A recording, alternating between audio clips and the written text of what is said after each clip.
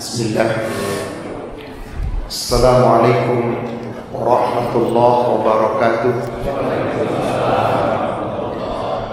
Innal hamdalillah nahmaduhu wa nasta'inuhu wa nastaghfiruh wa na'udzu billahi min shururi anfusina wa sayyiati a'malina.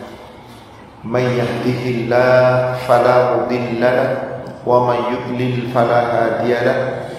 Asyhadu an la ilaha illallah wahdahu la syarika lah wa anna Muhammadan abduhu wa rasuluhu la nabiyya ba'dah. Allahumma salli wa sallim wa barik ala Muhammadin wa ala alihi wa ashabihi ajma'in wa man tabi'ahum bi ihsan ila yaumiddin, amma ba'd. Ya ayyuhalladzina amanu taqullaha haqqa tuqatih wa la tamutunna illa wa antum muslimun. Ya ayyuhalladzina amanu taqullaha wa qulu qawlan sadida yuslih lakum a'malakum wa yaghfir lakum dhunubakum wa may yuti'illaha wa rasulahu faqad faza fawzan 'azima. Ma'asyiral muslimin wal muslimat rahimani wa rahimakumullah. Bapak Ibu jamaah Masjid Taklim Masjid Baitur Rahim yang semoga dirahmati Allah. Alhamdulillah, pagi ini kembali Allah memperjumpakan kita. Kita lanjutkan kajian kita di kitab Tauhid, membenahi akidah, dan kita masuk pada bab tentang Tauhid Asma wa Sifat yang sudah kita kaji di 2 pertemuan pertama.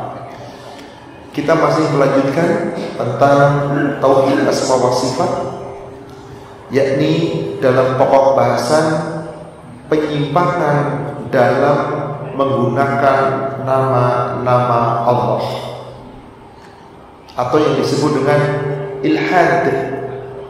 Innal ladzina yulhiduna fi asma'i, orang-orang yang ilhad, yang menyimpang dalam menggunakan nama-namanya, maka kelak sayujzauna bima kanu yaqtarifun, dibalas oleh Allah nanti di azab yaumil akhir disebabkan karena perbuatannya. Salawat serta salam semoga terlimpahkan, tercurahkan kepada Nabi kita Rasulullah Muhammad sallallahu alaihi wasallam. Semoga tercurah kepada seluruh keluarga, sahabat, dan seluruh pengikutnya hingga yaumil akhir. Ada beberapa contoh atau macam orang-orang yang ilhad, yang menyimpang dari menggunakan nama-nama Allah. Yang pertama, orang-orang Arab jahiliyah menggunakan nama-nama Allah untuk nama berhala, hanya namanya disederhanakan. Dahulu di zaman jahiliyah, orang-orang Arab dari Quraisy ketika dia tawaf mengelilingi Ka'bah, disembah siapa dia? Berhala-berhala yang diletakkan di hadapannya, di atas Ka'bah, di dalam Ka'bah. Siapa nama berhalanya? Latta, Uzza, Hubal, Manat. Latta mereka ambil dari kata illah. Illah pakai huruf tak marbutoh. Illah. Jadi kalau diberhentikan illata, kalau diteruskan, kalau diberhentikan illah. Maka mereka menyebut Lata itu dari kata illah, seakan-akan Lata ini bagian dari Tuhan yang disembah. Uzza dari kata apa? Al-Aziz, yang maha perkasa. Al-Aziz, yang maha sempurna. Lalu disebutlah dengan Uzza, dan seterusnya. Maka orang-orang yang menyebut berhala-berhala dengan nama-nama yang nama itu diambil dari nama-nama Allah, ini termasuk ilhad. Bagaimana di zaman sekarang? Adakah penamaan berhala-berhala dengan nama-nama Allah? Secara langsung disembah berhala, disebut dengan nama-nama Allah yang disimpangkan, mungkin tidak ada. Mungkin tidak ada. Karena berhala-berhala patung-patung yang disembah sekarang itu tidak menggunakan nama Allah, kecuali dari kaum Nasrani. Nanti disebutkan anaknya Tuhan, Nanti disebutkan pula bapaknya Tuhan, Tuhan yang di surga, bapak yang di surga, dan seterusnya. Nanti bab yang kedua. Tetapi terkadang ada penamaan nama-nama Allah yang ditempatkan di suatu tempat yang kurang layak. Coba Bapak jalan di jalan raya Fatmawati, mulai dari persimpangan Fatmawati terus jalan sampai ke arah Panglima Polim. Pernah nih jalan sana Pak? Banyak toko karpet Pak. Apa nama-namanya Pak? Al-Aziz, Al-Hakim, Subhan Al-Malik, cuman toko karpet. Subhanallah, disebut nama itu Pak. Pantaskah nama Allah diperdagangkan hanya untuk dagangan karpet? Coba perhatikan Pak, yang lewat sana. Sepanjang jalan raya Fatmawati, kanan dan kiri, dulu sedikit toko karpet, sekarang menjamur, mungkin puluhan toko karpet. Itu semua nama-namanya dengan nama Asmaul Husna, pakai huruf alif lam di depannya. Al-Malik, Ar-Rahman, Ar-Rahim, Al-Aziz, Al-Hakam, dan seterusnya Pak. Hanya toko karpet. Tidak sampai disembah karpetnya, tapi menempatkan nama Allah tidak pada tempatnya. Ada lagi di beberapa daerah tertentu Pak, nama Allah 99 nama Allah dipampang di sepanjang jalanan. Ada Pak? Dipampang. Pantaskah? Ini sesuatu yang tidak layak. Nama Allah bukan untuk dipampang, ditempatkan di suatu tempat yang kemudian tidak dihormati di sana. Seakan-akan direndahkan nama Allah. Coba Bapak punya gelar Pak, misalkan Bapak punya gelar jenderal lah atau apalah, lalu nama Bapak di sepanjang tempat dipajang namanya semua. Kira-kira gimana Pak? Pak sopan, siapa yang masang ini seperti ini? Kalau satu jalan, nama jalan oke lah sepanjang itu. Tapi ini sepanjang jalan, di tikungan, di ini ditempatkan. Dan ini ada seakan-akan apa? Membudidayakan supaya orang menghafal Asmaul Husna, boro-boro dibaca juga enggak, dilihat pun tidak. Maka ini salah satu penyimpangan ilhad dalam menggunakan nama-nama Allah. Yang kedua, menamakan Allah dengan nama yang tidak layak, dengan keagungannya, seperti orang-orang Nasrani. Yang di atas sana yang di surga siapa Pak? Tuhan Bapa. Jadi Allah disebut siapa Pak? Bapa. Disebut Bapa.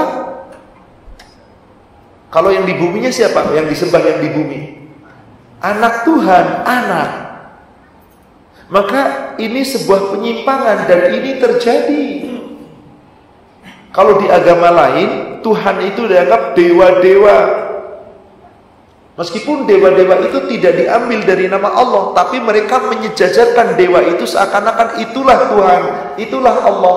Ini pun penyimpangan yang tanpa disadari ketika umat Islam mengagungkan itu dan memuliakan itu, sama berupa penyimpangan-penyimpangan. Orang Nasrani sudah sangat jelas.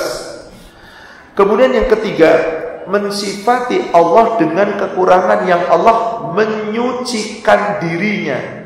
Seperti orang Yahudi yang berkata Allah itu pelit, Allah itu fakir, ghullat yada, Allah itu tangannya tergenggam. Maksudnya Allah itu miskin dan Allah itu pelit, bakhil. Na'udzubillah, summa na'udzubillah. Maka yang seperti ini adalah anggapan-anggapan yang sangat-sangat tidak benar dan tidak baik dalam mengagungkan para Allah. Ketika Allah larang orang-orang Yahudi mencari nafkah di hari Sabtu, maka orang Yahudi mengatakan apa? Allah istirahat di hari Sabtu, capek, udah cukup, bekerjanya cukup 6 hari saja. Pas hari Sabtu, yaitu hari yang ke-7, istirahat. Ada istirahatnya Pak. Padahal itu tujuan Allah adalah menguji orang Yahudi. Jangan mencari nafkah di hari Sabtu. Maka bagaimana kecurangannya orang-orang Yahudi di kala itu, sehingga dikutuk menjadi kera yang hina. Di hari Jum'ah dia pasang jaring, Hari Sabtu Allah istirahat, Allah libur, kami pun ikut istirahat, tapi sengaja dipasang jaring. Ketika hari Sabtu ikan-ikan terkena jaring, hari Ahad baru diambil. Kenapa? Allah memuji mereka karena kedurhakaan mereka, ingkarnya kepada Allah. Tidak boleh mencari ikan melaut di hari Sabtu, tapi dari hari Ahad sampai Jumat silahkan. Ahad sampai Jumat silahkan. Maka apa yang terjadi? Qadarullah, sepanjang Ahad sampai Jumat mereka yang berlayar ke laut mencari ikan, hasilnya nihil, sedikit didapatkan. Tapi giliran hari Sabtu yang mereka nggak boleh nyari nafkah, itu ikan sampai ke pantai berseliweran. Maka bagaimana caranya mereka supaya bisa mendapatkan ikan? Curang tadi. Sepanjang pantai dipasang jaring, supaya nanti kalau ikan berseliweran di hari Sabtu ketangkap dengan jaring. Sementara dia tidak bekerja di hari Sabtu, memasang di hari Jumat. Diambil jaringnya kapan? Hari Ahad. Kerja nggak di hari Sabtu, Pak? Berarti ini caranya nggak, Pak? Maksudnya, Pak? Kalau sekarang para nelayan memasang pukat, ditarik dari pagi, nanti malam diambil, atau besok diambil, boleh apa enggak? Boleh, tidak ada larangan Allah, hari apapun silakan. Tapi orang Yahudi ini berbuat seperti itu dalam rangka licik, Pak. Berinovatif, tetapi cara yang salah. Kenapa? Tetap saja sesungguhnya dia mencari di hari Sabtu melalui pemasangan jaring tadi yang dilakukan sebelumnya. Maka akhirnya Allah mengutuk mereka jadi apa? Kunu qiradatan khasi'in. Mereka jadi kerak-kerak yang hina. Maka di hari Sabtu itu, karena mereka mendapatkan rezeki yang banyak dan Allah dalam itu istirahat, dijadikanlah perayaan. Maka perayaan orang Yahudi hari apa? Sabtu. Orang Nasrani hari apa? Ahad. Tapi ngomongnya bukan Ahad, Minggu. Perayaan orang Islam hari apa? Kata Rasulullah, kita punya hari tersendiri, Sayyidul Ayyam, hari di mana manusia berkumpul jami bersama-sama, Jumu'ah. Hari Jumu'ah. Maka Rasulullah SAW memberikan kepada kita melalui perintah Rabbnya hari Jumu'ah sebagai hari berkumpul bersama-sama. Nah inilah, jadi ada orang-orang yang kemudian menganggap Allah itu bakhil, istirahat di hari Sabtu, padahal Allah tidak pernah lelah. Maka jika kita baca ayat kursi, bagaimana kata Allah? Allahu la ilaha illa huwal hayyul qayyum, la ta'khudhuhu sinatun wala naum. Allah itu tidak ada ilah yang berhak kecuali disembah, kecuali hanya Dia, Allah. Allah itu Al-Hayyu Al-Qayyum, Maha berdiri sendiri, Maha Qayyum, berdiri sendiri tegak, Maha hidup dan Maha terus-menerus mengurus makhluknya. La ta'khudhuhu sinah wala naum. Tidak pernah mengantuk, tidak pernah tidur. Bahkan di ujung ayat kursi, wala ya'udhuhu khifdhuhuma. Allah tidak pernah merasa lelah. Untuk apa? Yaitu untuk mengurus langit dan bumi dan segala makhluk yang ada di dalamnya. Artinya apa? Tidak mungkin Allah akan istirahat, tidak mungkin Allah mengantuk, Allah lelah, Allah tidur. Tapi orang-orang Yahudi menuduh dengan tuduhan yang seperti itu. Na'udzubillah, summa na'udzubillah. Yang keempat, menganulir nama-nama Allah dari maknanya dan mengingkari hakikatnya, seperti ucapan orang-orang Jahmiyah dan orang-orang yang mengikuti mereka. Ia hanya sekedar berkata, tidak mengandung makna dan sifat. Apa maksudnya menganulir nama-nama Allah? Karena ketika dia memahami ayat itu, nama Allah itu lalu disejajarkan dengan makhluk. Padahal Allah laisa kamitslihi syai'un wa huwas samiul basir. Tidak boleh disetarakan dengan sesuatu. Tidak ada yang menyetarakannya. Dan Dia Allah Maha melihat. Sami Maha mendengar dan Maha melihat. Maka orang-orang Jahmiyah mengatakan, ketika Allah basir, melihat, Maha melihat, berarti Allah makhluk dong. Maka al-basir bukan Allah Maha melihat. Lalu apa dong? Ya terserah Allah. Allah yang mengatakan al-basir. As-sami, Allah Maha mendengar. Kalau mendengar sama dengan makhluk dong. Gimana Pak jawaban seperti ini kalau dikatakan? Kalau mendengar seperti makhluk mendengar, kalau melihat seperti makhluk melihat. Allah turun seperti makhluk juga bisa turun. Allah naik seperti makhluk bisa naik. Pertanyaannya, apakah setiap makhluk bisa turun? Bisa naik? Bisa mendengar? Bisa melihat? Pak, pohon makhluk bukan? Bisa naik? Tumbuh iya Pak. Bisa turun kalau ditebang. Bisa melihat, bisa mendengar. Kalau begitu yang mengatakan Allah tidak melihat, Allah tidak mendengar, Allah tidak naik, tidak turun, berarti Anda samakan Allah dengan makhluk. Karena ada makhluk yang tidak melihat, ada makhluk yang tidak mendengar. Kalau ada yang mengatakan Allah melihat, Allah mendengar, berarti sama dengan makhluk. Allah bersemayam di atas, Allah naik, berarti kayak dengan makhluk. Kalau begitu Allah turun enggak? Enggak. Naik enggak? Enggak. Bersemayam enggak? Enggak. Berarti Anda menyamakan dengan makhluk. Sebab ada makhluk yang tidak mendengar, tidak melihat, tidak naik, tidak turun, tidak bersemayam. Bukankah batu juga makhluk? Apakah batu bisa naik? Bisa turun? Ya kalau dinaikin sama manusia. Kalau diturunin oleh manusia. Bisa mendengar, bisa melihat. Maka ketika menafikan sifat-sifat Allah, dia telah menyimpang.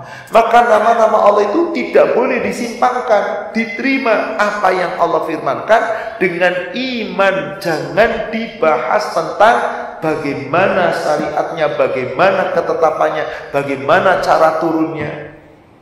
Banyak diperbincangkan Pak tentang ketika Allah turun ke langit dunia. Diperdebatkan dengan ilmu manusia. Contoh, ada hadis riwayat Imam Bukhari dan Muslim dari Abu Hurairah. Rasulullah SAW bersabda, "Yanzilu Rabbuna tabaraka wa ta'ala kulla laylatin hina yabqa thuluthul lailil akhir." Allah tabaraka wa ta'ala turun ke langit dunia setiap malam di sepertiga malam yang akhir. Lalu ada yang berpikir pakai akal Pak.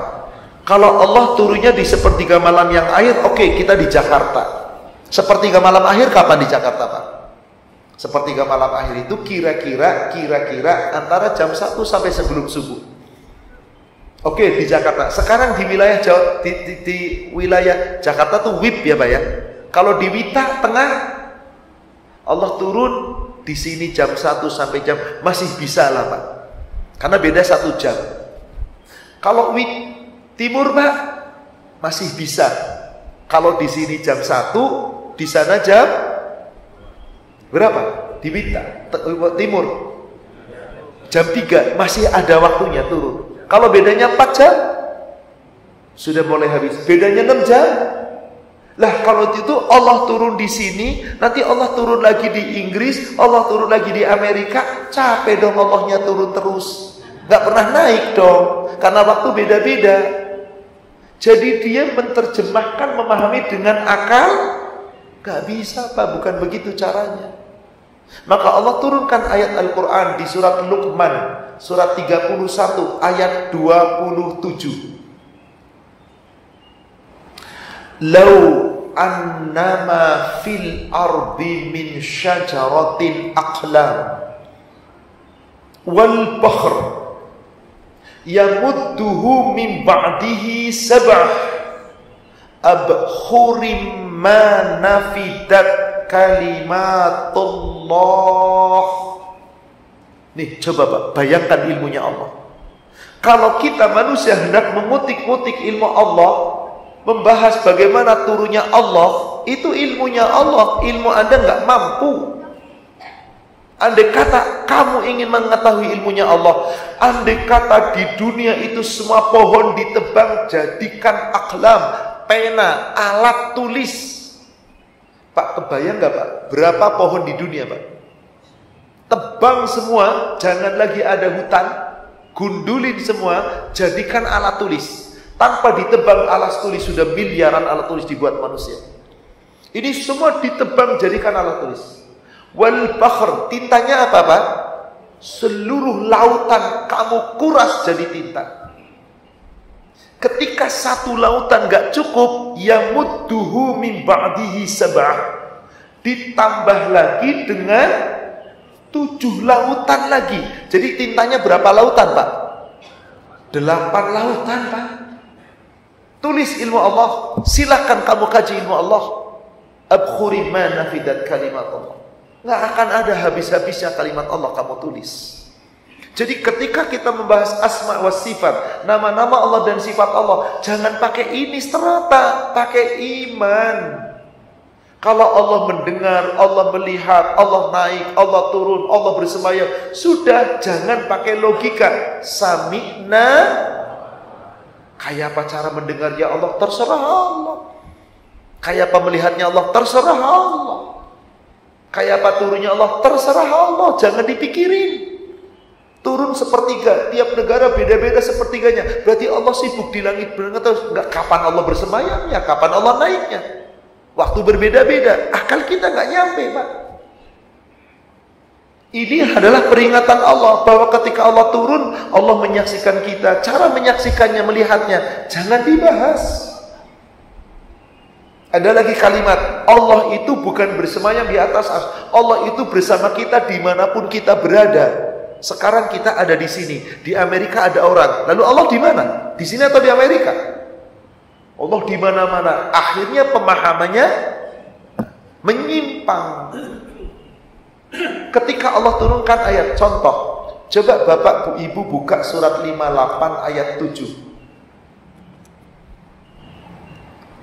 Alam taro, tidakkah kamu memperhatikan atau tidakkah kamu mengetahui Annallaha ya'lamu ma fis samawati wa ma fil ard, bahwasanya Allah mengetahui segala yang ada di langit dan yang ada di bumi. Jadi di sini, Pak, yang di langit diketahui Allah enggak? Ketika Allah turun ke dunia, dilihat enggak yang di langit? Enggak dong, Allah di dunia. Ketika Allah di langit, dilihat enggak yang di dunia? Enggak dong, Allah lagi di langit. Akal kita enggak nyampe, Pak. Sudah pahami ayatnya. Kamu tidak tahukah? Apakah kamu mengetahui? Allah mengetahui semua yang ada di langit dan di bumi. La yakunu min najwa thalathatin illa huwa rabi'uhum. Tidaklah ada orang mengadakan pembicaraan rahasia, kasak-kusuk, ngomongin orang, lagi membicarakan rahasia untuk menjatuhkan seseorang. Anda bertiga, Allah yang keempat. Wala khamsatin illa huwa sadisuhum. Tidak ada yang berlima, Allah yang keenam. Wala aktsara min dzalika wala adna wala aktsara min dzalika illa huwa ma'ahakum aina ma kan. Tidaklah ada jumlah yang lebih sedikit dari itu, yang lebih banyak dari itu. Allah bersama kamu dimanapun kamu berada. Pak, ada saudara kita lagi di rumah, berarti dia bersama Allah. Kita lagi di mana? Di masjid bersama Allah. Dan Allahnya ada berapa, Pak? Apa begitu cara berpikirnya? Tidak. Sudah, maksudnya Allah bersama kita. Allah selalu membersamai kita. Allah mengetahui kita. Allah mengawasi kita. Yang kita tidak mungkin bisa luput dari pengawasan Allah. Maka berhati-hatilah dalam berbuat. Berhati-hatilah dalam berkata, berhati-hatilah dalam bertindak, berhati-hatilah dalam kita beramal, karena kita selalu diawasi oleh Allah. Jadi memahami ayat ini bagaimana? Dimanapun kita berada, sedang dalam keadaan dengan siapa, berapa banyak, berapa kumpul, lagi sendiri, lagi berbanyak, Allah mengawasi kita. Bagaimana cara Allah mengawasi kita? Wallahu a'lam. Gak sampai ilmu kita, Pak. Cuman kita disuruh apa? Percaya, iman dengan sepenuh hati. Jangan dibahas cara Allah melihatnya.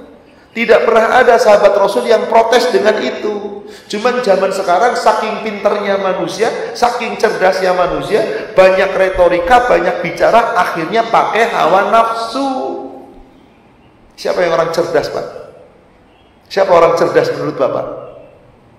Orang paling cerdas adalah orang yang ketika sampai dalil, dia tidak berbicara dengan otaknya. Dia tidak akan berkata dengan otaknya, tetapi dia akan bercara dengan hatinya, dengan imannya. Jawabannya cuma satu, sami'na wa ata'na. Bukan sami'na wa pikir-pikir dulu, sami'na dan saya membantah, sami'na dan saya olah dengan otak saya. Kalau menurut otak saya cocok, saya terima. Kalau enggak. Bukan demikian. Orang yang cerdas menerima ketetapan Allah. Karena Allah itu mengetahui yang gaib yang kita tidak tahu. Kalau kita ingin bicara tentang nama-nama Allah yang kemudian disertai dengan sifat Allah, otak kita pecah, nggak bakal paham-paham, Pak. Kalau tidak dengan iman. Contoh lagi, surat 6 ayat 59. Ayat ini lebih dahsyat lagi, Pak. Surat 6, surat Al-An'am ayat 59. Wa indahu mafatihul ghaib, dan di sisinya, hanya di sisi Allah, semua perbendaharaan yang gaib. Ya la ya'lamuha illahu, yang tidak ada yang mengetahui yang gaib itu kecuali Dia, Allah.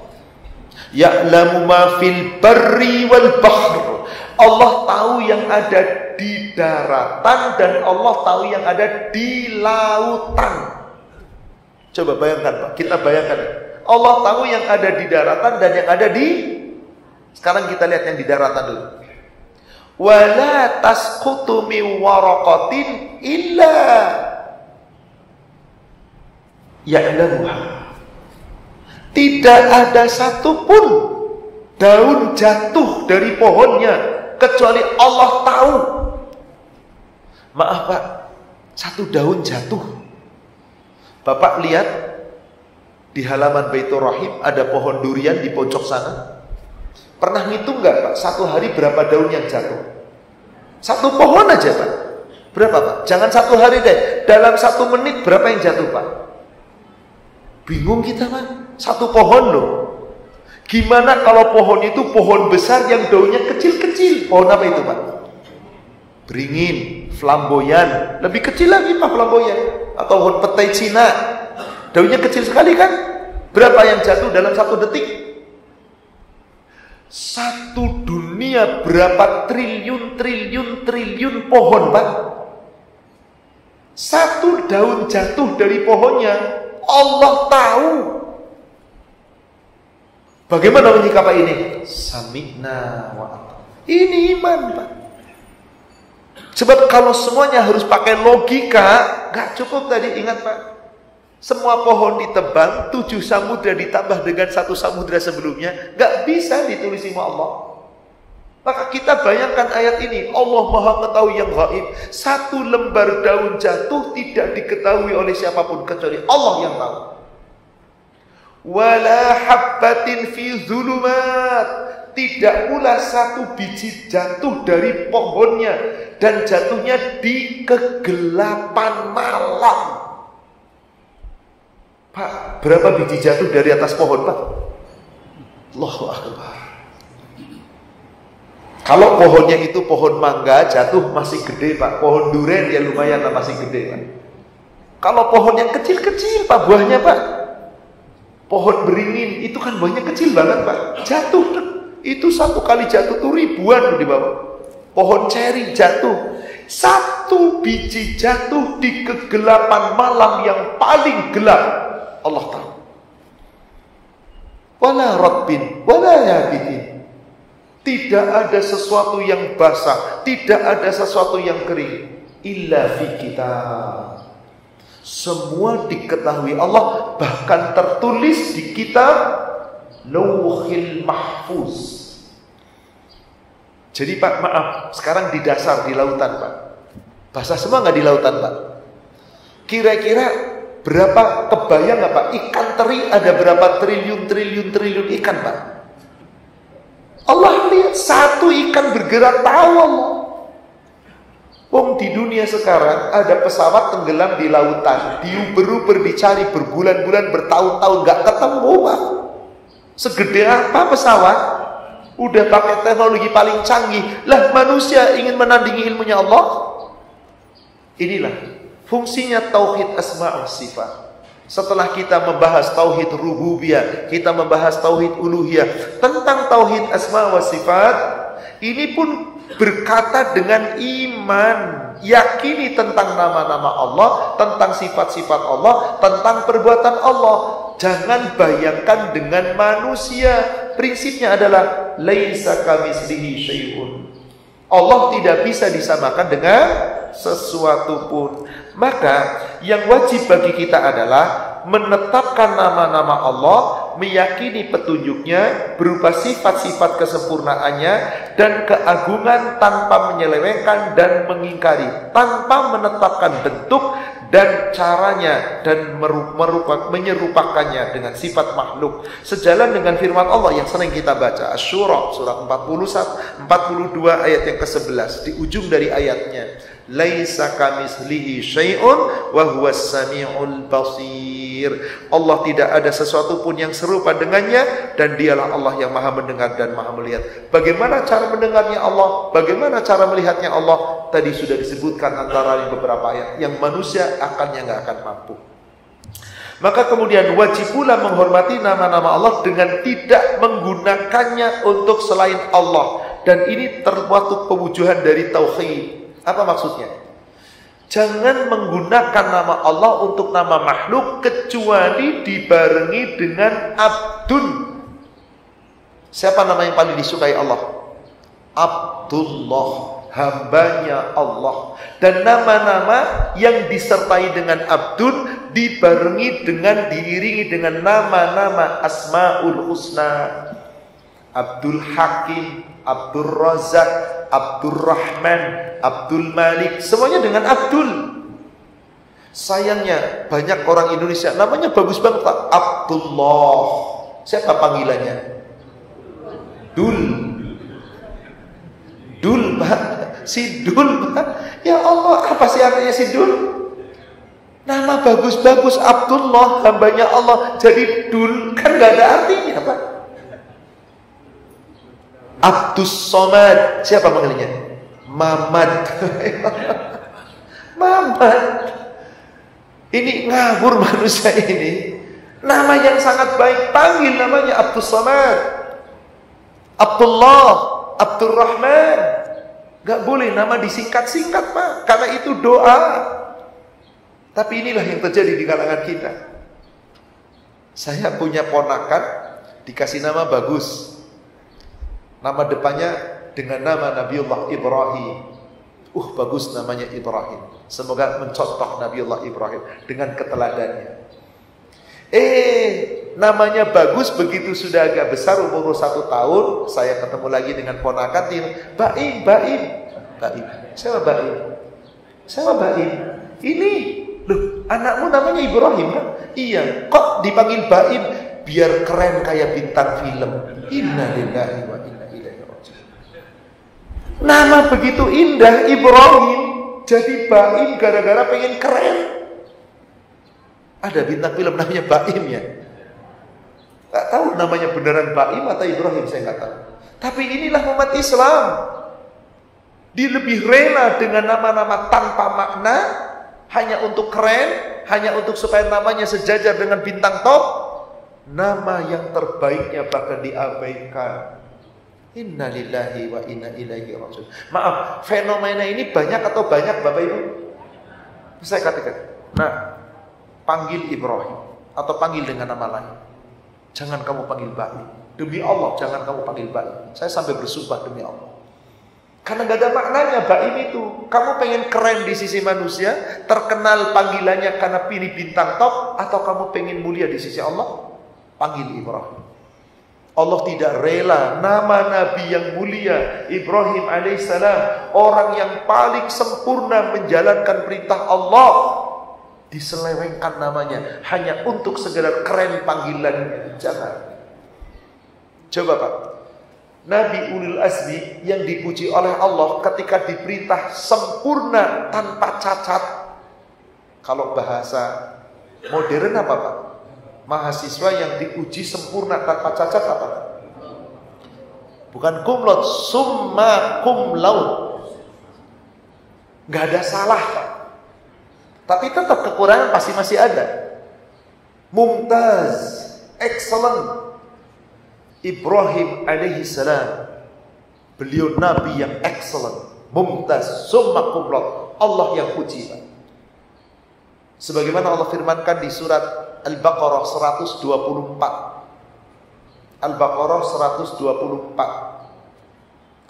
Wa idzibtala Ibrahim bikalimatin fa'atammahunna. Dan ingatlah ketika Allah menguji Ibrahim dengan beberapa kalimat dan Ibrahim menyempurnakan perintah Allah dengan sempurna, gak ada cacat, Pak. Coba bayangkan ketika Nabiullah Ibrahim belum punya anak, apa yang terjadi? Disuruh perintah oleh Allah merdekakan budaknya, disuruh nikah dengan budak, padahal istrinya bangsawan cantik jelita Sarah. Bekas budak dinikah oleh Ibrahim. Setelah dinikah, Sarah pun ikhlas, ridha, lahirlah Ismail. Disuruh apa oleh Allah? Disuruh hijrah dari Baitul Maqdis menuju ke Mekah, yang ketika itu Mekah belum berpenduduk. Naik apa Pak kira-kira Pak? Baitul Maqdis, Palestina sekarang itu kira-kira dari negeri Syam sampai ke Mekah Pak? Naik ontak bawa anak kecil, bayi baru lahir. Nurut apa enggak Pak?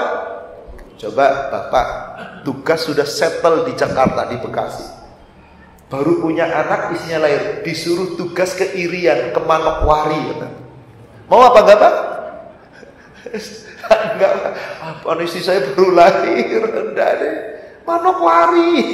Tapi tetap dikasih fasilitas Pak, naik pesawat. Ibrahim naik ontak, gak dibekali apapun kecuali dengan iman. Fa'atammahunna, sempurna dijalankan. Di sana dididiknya Ismail, sejak kecil ditinggal oleh Ibrahim, dakwah di sekitar kota Mekah. Hajar nurut, sempurna, ninggalin bayi kecil, tidak ragu-ragu. Begitu Ismail dewasa, kembali lagi bangun Ka'bah. Selesai bangun Ka'bah, disuruh manasik haji. Selesai sempurna haji, disuruh nyembelih. Gak pakai firman, pakai mimpi. Nurut apa enggak Pak? Nurut lagi Pak. Tuh sempurnanya Nabi Ibrahim. Maka peletak dasar akidah yang paling ikhlas siapa? Maka diabadikan namanya oleh Allah, menjadi sebutan sanjungan umat-umat yang akan datang. Maka setiap kita salawat menyebut nama Nabi kita sallallahu alaihi wasallam, gandengannya apa? Ibrahim. Bahkan tiap pagi dan petang zikir kita apa yang dicontohkan Rasul? Pagi-pagi, asbahna ala fitratil Islam wa ala kalimatil ikhlas wa ala dini nabiyyina Muhammadin sallallahu alaihi wasallam wa ala millati abina Ibrahim hanifan musliman wa ma kana minal musyrikin. Teladan kita Ibrahim. Maka salah satu kita di sini diperintahkan untuk mengagungkan namanya. Jangan kita memberi nama atau gelar dengan nama Allah. Ada seorang sahabat di sini sebut namanya Abu Shuraih, nama lengkapnya Abu Shuraih Al-Khuzai. Abu Shuraih Al-Khuzai seorang yang adil Pak, dan dia menjadi hakim di kaumnya. Kalau ada perselisihan di kaumnya, datang ke dia, didamaikan, damai, diputuskan dengan cara yang adil. Karena keadilannya, Abu Shuraih Al-Khuzai diberi gelar oleh kaumnya Abul Hakam, bapaknya hakim, karena sangat adil Pak. Mendengar kata-kata itu, ada gelar Abul Hakam, Rasul marah. Tapi cara Rasul marah itu tidak dengan arogan Pak. Dipanggilnya Abu Shuraih. Ya Abu Shuraih, betulkah di kaummu kamu diberi gelar Abul Hakam, bapaknya hakim? Benar ya Rasulullah. Benar ya Rasulullah. Maka mendengar kata-kata itu, Nabi SAW bersabda, Innallaha huwal hakam wa ilaihil hukmu. Sesungguhnya Allah dialah hakim, dialah yang maha bijaksana, yang memutuskan dengan adil, dan keadilan pemutusan hukum hanya kembali kepada Allah. Maka tidak boleh kamu bergelar Abul Hakam. Hakam itu hanya Allah. Tapi Abu Shuraih kemudian diberikan seperti itu oleh Rasul, dia beralibi. Apa kata alibinya Abu Shuraih? Faqala, dia berkata, inna qaumi idza ikhtalafu fi syai'in atauni. Ya Rasulullah, kenapa aku diberi gelar oleh kaumku? Bukan keinginanku. Kaumku yang memberi gelar aku Abul Hakam. Kenapa? Sesungguhnya kaumku kalau punya masalah, dia datang kepadaku. Dia datang kepadaku. Fahakamtu bainahum faradiya kilal fariqaini. Apabila ada masalah kaumku datang kepadaku, lalu aku damaikan dengan keputusan yang adil. Maka keputusanku diterima oleh dua yang sedang berselisih. Dua pihak yang sedang berselisih diterima dengan ridho. Jadi keputusannya selalu adil, tepat Pak. Sehingga diberikanlah gelar Abul Hakam. Karena dia apa? Dua yang berselisih selalu ridho. Jadi bukan aku yang pengen dapat gelar Abul Hakam. Mereka yang menggelariku Abul. Oh, tahu kasusnya kalau gitu Rasul. Bukan keinginannya Abu Shuraih al-Huzai. Maka apa kata Rasulullah? Faqala Rasulullah sallallahu alaihi wasallam. Maka bersabda Rasulullah sallallahu alaihi wasallam, "Ma ahsana hadza." Alangkah baiknya keputusanmu itu. Benar keputusanmu, kamu adil, bagus. Tapi jangan dengan gelar itu. Maka Rasul bertanya, "Fama laka minal walad?" Apakah kamu punya anak laki-laki? Kemudian Abu Shuraih menjawab, qala, ya, li, aku memiliki anak Shuraih, nama yang paling besar namanya Shuraih. Wa Muslim, anak kedua namanya Muslim. Wa Abdullah, anak ketiga namanya Abdullah. Jadi Shuraih, Muslim, Abdullah. Maka Rasul bersabda, qala, faman akbaruhum, siapa yang paling besar? Siapa yang paling tua dari tiga orang anakmu? Yang paling tua adalah Shuraih. Namanya Shuraih. Maka Rasul mengatakan, fa anta Abu Shuraih. Abu Shuraih. Maka biasanya orang Arab kalau memberi nama itu apa, Pak? Kalau bapak berarti Abu atau Aba. Siapa yang dikunyahkannya? Anak yang paling besar dari anak laki-laki. Tapi kalau anaknya perempuan bagaimana? Ya tidak apa-apa. Pakai anak perempuan. Bapaknya siapa? Sebut namanya. Abu Fatimah misalkan, Abu Ruqayyah, silakan. Jadi jangan pakai ada alif lam di depannya. Kalau tadi Abul Hakam berarti bapaknya hakim. Sedangkan hakim yang paling adil siapa? Bukankah ketika kita membaca surat 95, surat At-Tin di ujung ayat ke-8, Alaihissallahu bi ahkamil hakimin? Bukankah Allah adalah hakim yang paling adil, hakim yang paling sempurna, hakim yang tidak ada yang bisa mengalahkan keadilannya. Dialah Allah Subhanahu wa ta'ala. Maka di sini jelas bahwasanya kita tidak boleh memberi nama, baik nama diri kita, nama anak kita, atau gelar-gelar yang gelar itu menyejajarkan dengan nama Allah. Kecuali gelar yang disejajarkan dengan nama hambanya Allah. Misal tadi, anaknya Abdullah. Jadi siapa bapaknya gelarnya? Abu Abdullah, Abu Abdurrahman, Abu Abdul Razak, Abdul Malik. Abdulnya harus selalu disetarakan. Jangan Abu Rahman, bapaknya Rahman dengan ada alif lam. Tidak boleh. Berarti Anda bapaknya Allah dong kalau begitu. Ya kan?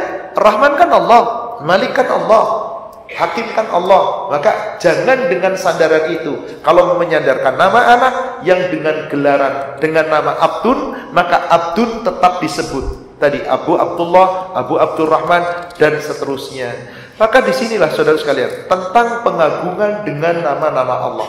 Tidak boleh seorang hamba memberikan gelaran, memberikan nama-nama yang menyejajarkan namanya dengan nama-nama Allah. Wallahu a'lam. Inilah terkait dengan bagaimana manhaj Ahlus Sunnah wal Jamaah senantiasa mengimani sifat-sifat Allah, yang sifat-sifat Allah itu tidak akan dirubah, tidak akan diganti, tetapi cukup dengan diimani dan tidak ilhad, tidak diselewengkan. Terakhir di sini sebutkan seorang laki-laki Badui datang kepada Rasulullah SAW mengeluhkan kekeringan dan kerusakan harta benda. Dia meminta Nabi SAW agar berdoa memohon hujan bagi mereka. Lalu dia SAW bersabda begini, Fa inna nastanshfi'u billah alaika wa bika 'ala Allah. Sesungguhnya kami menjadikan Allah sebagai perantara kepadamu dan menjadikanmu sebagai perantara karena Allah. Jadi ini suatu ketika di Madinah kekeringan, Pak. Orang Arab Badui yang sulit mendapatkan air datang menemui Rasul. Lalu meminta wasilah kepada Rasul agar berdoa kepada Allah, lalu menyebutnya dengan cara yang keliru. Fa inna nastashfi'u billah alaika. Sesungguhnya kami menjadikan Allah sebagai perantara kepada kamu. Wa bika 'ala Allah, dan kami menjadikan kamu perantara kepada Allah. Di mana salahnya? Kalau menjadikan Rasul sebagai wasilah perantara kepada Allah, boleh apa enggak? Boleh. Rasul makhluk yang masih hidup, jadi wasilah. Tapi kami jadikan Allah sebagai perantara kepada Anda. Jadi kedudukan Allah seakan-akan di bawah siapa? Rasul. Kalimat itu kalimat yang durhaka. Kalimat itu kalimat kesyirikan. Mendengar kalimat itu, faqala Nabi sallallahu alaihi wasallam, Nabi sallallahu alaihi wasallam bersabda, subhanallah, subhanallah, subhanallah, sampai 3 kali. Maha suci Allah, maha suci Allah, maha suci Allah. Rasul marah dengan menyebut nama Allah. Rasul marah, sapi sadar mereka Arab Badui belum mengetahui makna ini.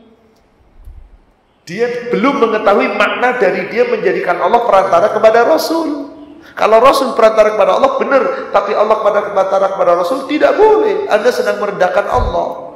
Maka kemudian Rasulullah SAW bersabda, "Fama zala yusabbihu hatta urifa dzalika fi wujuhi ashabi." Nabi terus bertasbih hingga hal itu diketahui pada wajah para sahabat beliau. Sahabat-sahabat menjadi apa? Ini orang Arab Badui keterlaluan. Masa meminta kepada Allah sebagai perantara untuk Rasul? Allah direndahkan di bawahnya Rasul. Marah sahabat. Tapi melihat Rasulullah dengan sabar hanya mengucapkan tasbih, sahabat hanya merah warnanya matanya, pengen memukan, pengen memrukul atau memberikan peringatan kepada Arab Badui tadi. Maka setelah itu summaqal, Rasulullah SAW bersabda, "Waihak, atadri mallah, celaka kamu, apakah kamu apa itu Allah? Apakah kamu tahu apa itu Allah?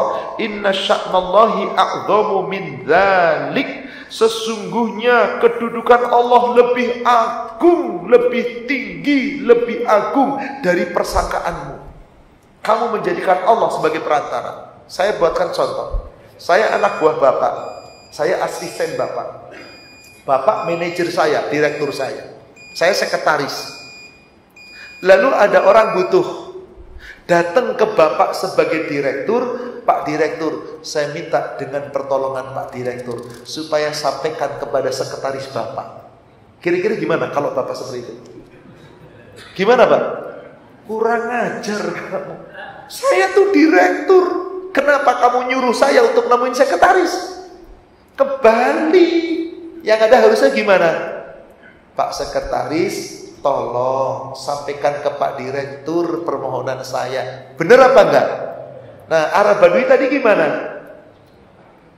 Ya Allah, sampaikanlah kepada Rasulmu agar Rasul menyampaikan kepadamu supaya berdoa nurunin hujan. Kan aneh, Pak. Aneh. Pak Direktur, tolong sampaikan kepada sekretaris Bapak supaya sekretaris Bapak menyampaikan perkataan saya kepada Bapak. Ngapain kalau begitu? Nah, inilah maka Rasul mengatakan, kamu tahu siapa Allah? Allah lebih agung dari itu. Innahu la yustashfa' billah ala ahadin min khalqik. Karena sesungguhnya tidak boleh menjadikan Allah sebagai perantara kepada makhluk. Hadis sahih diriwayatkan oleh Imam Abu Daud. Jadi di sini Pak, orang Arab Badui tidak menyadari itu kekeliruan, tapi diluruskan oleh Rasulullah. Dari sininya jasanya. Tidak boleh kita merendahkan nama-nama Allah. Apapun nama-nama Allah itu. Karena nama Allah yang 99 Ismun A'zam, nama-nama yang mulia, nama-nama yang agung, yang kita harusnya menghafal namanya, memahaminya, mengamalkannya, sehingga tidak sampai menyeleweng dari nama-namanya. Wallahu a'lam. Demikian kajian kita pada pagi hari ini. InsyaAllah masih satu bab lagi. Kita akan membahas bab tentang mas sifat, yaitu tentang mazhab Ahlussunnah wal Jamaah dalam asma wa sifat, dan nanti bagaimana sikap Ahlussunnah wal Jamaah terhadap orang-orang yang menyeleweng dari penggunaan nama-nama Allah. Wallahu a'lam. Mari sama-sama kita akhiri dengan kafaratul majlis. Subhanaka Allahumma wa bihamdika asyhadu an la ilaha illa anta astaghfiruka wa atubu ilaik. Alhamdulillah billahi fi sabilil haq. Assalamualaikum warahmatullahi wabarakatuh.